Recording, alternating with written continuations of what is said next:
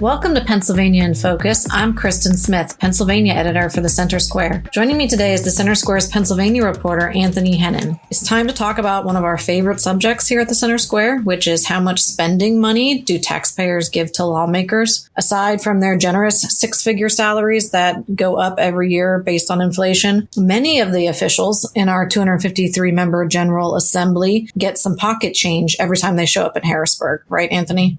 Yeah, I mean, I think it's at least decently well known at this point that Pennsylvania's legislators have one of the highest salaries in the nation. I believe the latest is something around $95,000. That is not necessarily all that they're getting. Of course, they have expenses to cover their staff, to cover their district offices, to cover mileage for when they're on official business. But what is not necessarily unique about Pennsylvania, but it's one of a number of states don't do this. But Pennsylvania is legislators can get reimbursed not necessarily for receipts, but just based on a per diem, basically a daily allowance for meals, for lodging. They don't necessarily need to show a receipt to prove that they have the expense. The problem with that is there are some legislators who tend to, even if they say go out to dinner with a lobbyist and the lobbyist picks up the check, they will also claim a per diem for that meal. So this is a bill that's been introduced before, but in this session, it's House Bill 1344, sponsored by Representative Brett Miller, would essentially just abolish per diem reimbursements and require legislators to turn in receipts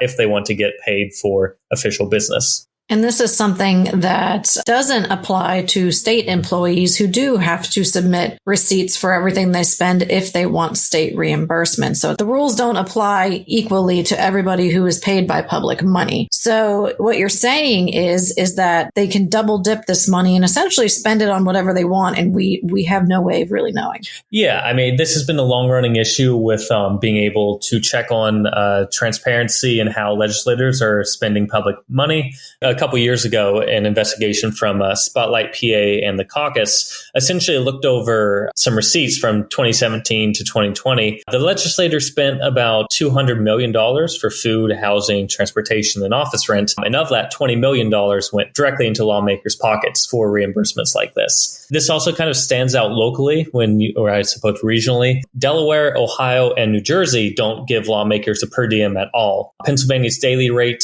essentially beats all its other state neighbors as well. So Pennsylvania stands out in terms of how much we pay legislators and how generous we are with their per diem to reimburse expenses. And it's an issue, too, that is interesting because for many years, particularly from our former governor, Tom Wolf, transparency and ethics have been at the forefront of some of his legislative priorities, but we haven't really gotten very far on transparency with lawmaker spending. And it seems like, do you think that there's any traction for this bill? What is your sense of that? Oh, who's to say? It seems like it's a bill or this type of bill gets introduced every session and somehow it kind of dies in committee or falls onto a lower priority. So I think it's one of those things. It's hard to push through.